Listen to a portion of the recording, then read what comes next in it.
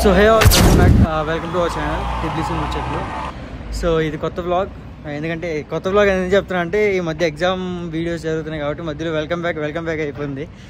So ఈ video ఏంటంటే public service వాళ్ళకి వెళ్ళి అడ్రస్ ప్రూఫ్ మార్చుతున్నాం. ఎందుకు మార్చుతున్నాం అంటే మా పాత ఓనర్ ఉంటుంది కదా, జిడ్డులా తగులుకుంది అనమాట మమ్మల్ని. ఎందుకంటే పోయినసారి ఏం కాకుండానే ఇంటికి క్లీనింగ్ అని అదని ఇదని చాలా తీసుకుంది. మళ్ళీ ఈ మధ్య పాపం ఆమెకి డబ్బులు ఏమైనా తక్కువైనట్టున్నాయి. మళ్ళీ ఫోన్ చేసి ఏదో అనింది.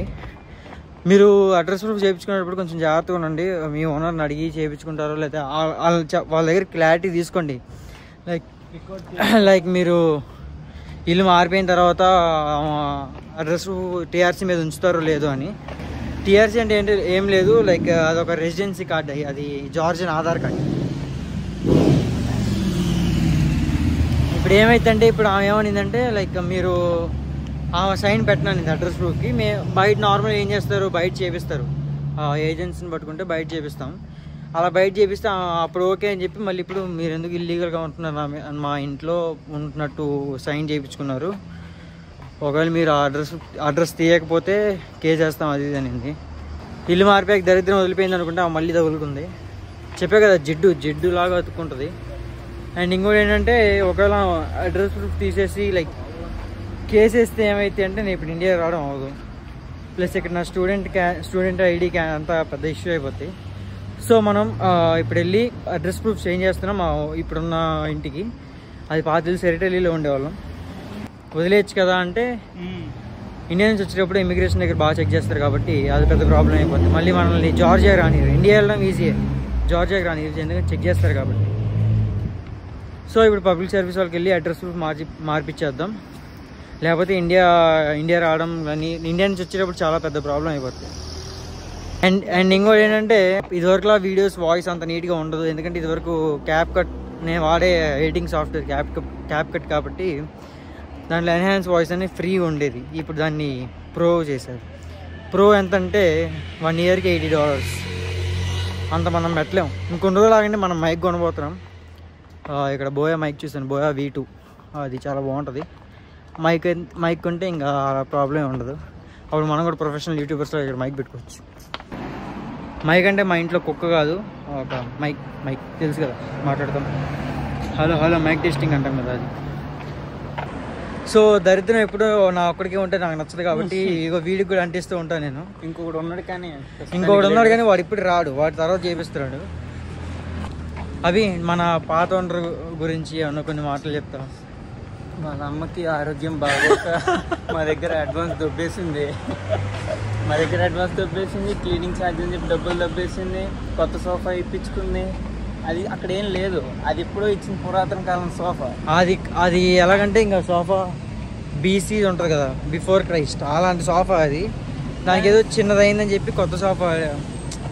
ప్లస్ జరిగింది కూడా లాస్ట్ ఇయర్ ఈ టైంకే జరిగింది. అదే ఎగ్జామ్స్ మధ్యలో జరిగింది. దానివల్ల ఆ సాయి గారికి రీటేక్ పడింది. రీటేక్ అంటే మనకు ఒక్కసారి ఎగ్జామ్ పోతే ఇంకోసారి రాసుకునే సప్లీ టైప్ అనమాట. అండ్ మీరు ఇల్లు తీసుకున్నప్పుడే కొంచెం మంచిగా చూసుకొని తీసుకోవాలి, ఓనర్ మంచిదా కాదా, తర్వాత ఏమైనా ప్రాబ్లం వస్తుందా లేదా. అండ్ కాంట్రాక్ట్ అంతా ఒక ఫోటో తీపించుకోవడం కానీ వాయిస్ రికార్డర్ కానీ చార్జ్. ఇంకా బెటర్ ఏంటంటే మీరు క్యాష్ ఇచ్చే బదులు ట్రాన్సాక్షన్ ఫోన్ నుంచి చేస్తే కొంచెం బెస్ట్. ఎందుకంటే మనకి ప్రూఫ్ ఉంటుంది. అండ్ వాళ్ళు వచ్చి మీతో మాట్లాడుతున్నప్పుడు వాయిస్ రికార్డ్ చేసినా కూడా బెస్టే. ఎందుకంటే వీళ్ళు మరి జార్జియన్స్ ఎప్పుడెప్పుడు డబ్బులు లాగేద్దామని చూస్తూ ఉంటారు, చిన్నదానికి పెద్దదానికి. అండ్ ఇండియాలో లాగా వీళ్ళు సార్ట్అవుట్ చేసుకోరు. మొత్తం పోలీస్ ఐ కాల్ పోలీస్ అలా పోలీసులు తప్ప మిగతా ఏం లేదు. పోలీసులు లేకపోతే ఏం చేయలేదు. మన ఇండియాలో మనమే తెలిసేసుకుంటాం, మాట్లాడో ఏదో చేసుకొని. ఇక్కడ అలా కాదు. సో మా ఓనర్కి మేము ఎలాగంటే ఆమెకి ఏమైనా డబ్బులు తక్కువయ్యాయి అనుకోండి మాకు మెసేజ్ చేస్తుంది, మాకు ఇలా ప్రాబ్లం ఉంది, నాకు డబ్బులు ఖచ్చితంగా కట్టాలి అని. అందుకే చేస్తుంటుంది. అవసరం కార్ సర్వీస్కి డబ్బులు లేక మా చేత మళ్ళీ ఇప్పుడు ఏదో డబ్బులు పెద్ద ఫిట్టింగే పెట్టేలాగా ఉంది. సో మా అభికి చాలా ఇష్టం మా పాత ఓనర్, చాలా బాగా మాట్లాడేవాడు. జార్జియన్లో మాట్లాడేవాడు అసలు, చాలా బాగా మాట్లాడుతుంది. మనకి ఇంకో పని కూడా ఉంది ఏంటంటే లైక్ మనకి ఫైన్స్ పడతాయి కదా, BOG ట్యాప్ చేయకపోతే, బస్ ట్యాప్ చేయకపోతే ఇక్కడ 800 దాకా ఫైన్ పడుద్ది. అండ్ మనం కట్టకపోతే మంత్లీ డబుల్ అవుతూ ఉంటుంది. అంటే 20, 40 అయితే 40, ఇంకో 20 యాడ్ అయితే అలాగా. సో అది కూడా చెక్ చేసుకోవాలి బిఓజీ కార్డులో ఫైన్ ఎంత ఉందో. ఎందుకంటే నా బిఓజీ ట్యాప్ అవ్వట్లేదు, బ్లాక్ అయిపోయినట్టుంది. ఫైన్ పడింది కానీ నాకు దగ్గర ఈ లేక కట్టలేదు. ఎంత అయిందో తెలీదు, మరి ఫైన్ ఎంత అవుతుందో తెలీదు, చూద్దాం. ఎక్కువే అవుతుంది నాకు తెలిసి. ఫైన్ కూడా చూసుకొని, ఎందుకంటే మనకి ఇండియాలో వచ్చినప్పుడు ఏం ప్రాబ్లం ఉండకూడదు ఇలా కార్డ్ మీద ఫైన్స్. ఎందుకంటే ఎన్ని రెసిడెన్సీ కార్డుకి పాస్పోర్ట్కి కనెక్ట్ అయి ఉంటాయి బ్యాంక్ డీటెయిల్స్ అవన్నీ. సో అది పెద్ద ప్రాబ్లం అయిపోతుంది. పబ్లిక్ సర్వీస్ వాళ్ళకి వెళ్ళాక మొత్తం ఆడుకున్నాం.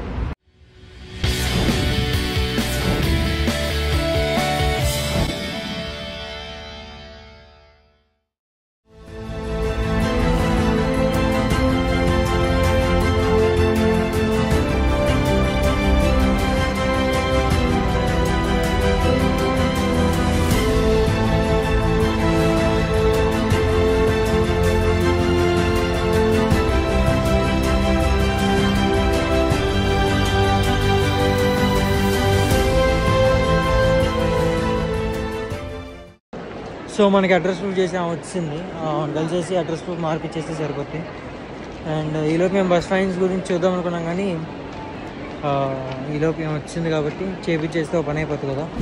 ప్రాసెస్ ఎలా ఉంటుందో తెలీదు. నాకు తెలిసి మా ఓనర్ డీటెయిల్స్ అవన్నీ ఇచ్చి సైన్ చేస్తారేమో. జార్జియన్ లాంగ్వేజ్ రాకుండా ఇక్కడ సెటిల్ అవ్వాలి అనుకుంటే Malayalam cinema without sub titles చూసినట్టే. యాని అంటాం కానీ మనకేం అర్థం కాదు. 57 20 36 വണ്ടീന്റെ ആളാണോ? വണ്ടി നോളാണോ? మేడం సార్, మేడం అంతే. సో టీఆర్సీ ప్రాసెస్ అయిపోయింది, అడ్రస్ ప్రూఫ్ మార్పిచ్చేసాము. సో ప్రాబ్లం లేదు, ఇంకా మనం ఇండియాలో వచ్చినా కూడా 5 daysలో అప్డేట్ అయిపోతున్నారు. సో నెక్స్ట్ స్టెప్ మనం ఫైన్ ఎంత పడిందో చూద్దాం. అండ్ మనం బస్ స్టాప్ చేస్తే ఫైన్లు పడతాయి కదా, ఆ ఫైన్ ఎంత పడిందో చూద్దాం. సో మనకి టోకెన్ అయితే ఇచ్చింది, ఎంత పడుతుందో ఎస్టిమేషన్ నేను ఒక 200 చేస్తున్నాను, ఎందుకంటే ఎప్పుడో కట్టలేదు నేను. సో ఎస్టిమేషన్ 200 దాకా ఉంది, చూద్దాం ఎంత వస్తుందో. మన టోకెన్ నెంబర్ ఇక్కడ ఇలా మన టీఆర్సీ ఇచ్చేస్తే సరిపోతుంది. డౌన్ చూపా ఓన్లీ 2 ఫైన్స్ ఉన్నాయంట. పాత ఏం ఎక్స్పైర్. Okay, thank you. ఎంత చూస్తాం. 80 160 చెప్పేది ఎస్టిమేటెడ్ 200 days అని 160 days ఫైన్ పడింది. అంటే ఇది పడింది 2020, అది కట్టగా పెరుగుతూ వచ్చింది. సో మనకు ఫైన్ వచ్చింది 80 లారీ పడింది. 80 లారీ మొత్తం 160 days ఫైన్ పడింది. అందుకే ట్యాప్ చేస్తే ఒకవేళ ట్యాప్ చేయకపోయినా ఫైన్ పడినా కూడా నెక్స్ట్ డేనో ఎప్పుడో కట్టేయండి. మళ్ళీ పెరుగుతూ ఉంటుంది 20+20+20+20 అని. అది ఇలాగైతే లాస్ట్కి 160 40 160 అయింది. 600 కాస్త 4000 అయింది. సో ఈ కూడా కట్టేసి అన్నీ క్లియర్ చేసుకుంటే ఇండియాలో వచ్చినప్పుడు కొంచెం మంచిగా ఉంటుంది. అయిపోయింది, మొత్తం వచ్చిన పని అయిపోయింది. సో ఫైన్స్ అయితే ఇది. మీరు ఒకవేళ ఫైన్స్ తెలియక లైక్ రిసిప్ట్స్ పోతే లైక్ పబ్లిక్ సర్వీస్ వాళ్ళకి వచ్చి ఇక్కడ ట్రాన్స్పోర్ట్ ఫైన్స్ అని వస్తే వాళ్ళు టోకెన్ ఇస్తారు. అక్కడికి వెళ్ళి మీ టీఆర్సీ నెంబర్ చెప్తే వాళ్ళే మీ ఫైన్స్ ఎన్ని ఉన్నాయని చూస్తారు. నాకు 2 ఫైన్స్ ఉన్నాయి, ఆ 2 ఫైన్స్ పెరిగింది. ఓకే, సో మనకి మొత్తం 160 days ఫైన్ పడింది కదా, అది వెళ్ళి క్యాష్ డెస్క్ దగ్గర కట్టేస్తే ఒక పని అయిపోతుంది. క్యాష్ డెస్క్ అయితే ఓకే 160 అంటే మళ్ళీ ఎక్స్ట్రా అని తీసుకుంటుందేమో. అది మొత్తం 40 days ఫైన్ 160 అయింది. వచ్చి transport జరీమా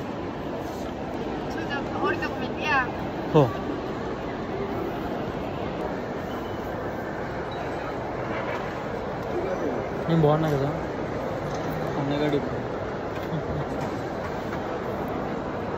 sun kissed sun slab. ఇవే తగ్గించుకుంటే మంచిది.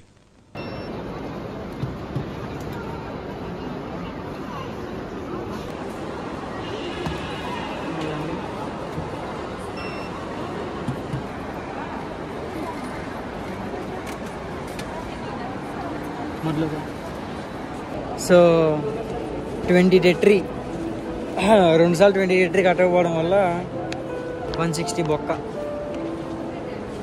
ట్యాప్ చేయండి,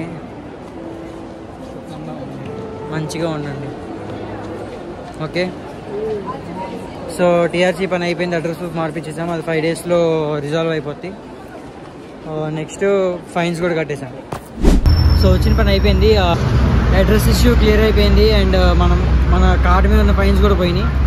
సో నో ఇష్యూస్. ఎగ్జామ్ కూడా ఇంకొకటి ఉంది, అది కూడా పాస్ అయిపోతే మొత్తం క్లియర్ అయిపోద్ది. హ్యాపీగా ఇండియా వెళ్ళి హ్యాపీగా ఇండియా రావచ్చు. అండ్ ఇదంతా అయిపోయిన సందర్భంగా నేను ఒక ఎక్స్పెరిమెంట్ చేయబోతున్నాను. అది మీకు తెలుసు కదా, క్యాపీ అంటే ఇది ఒక పల్పీ ఆరెంజ్ జార్జియాలో కోక్. ఈ రెండు కలుపుకొని తాగితే ఎలా ఉంటుందో ఇదో చూద్దాం.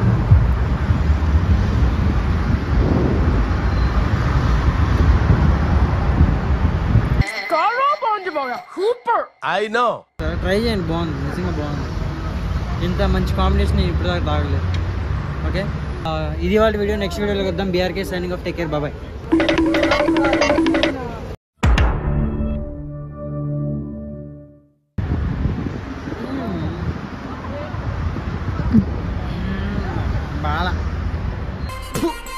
బాలా అబ్బే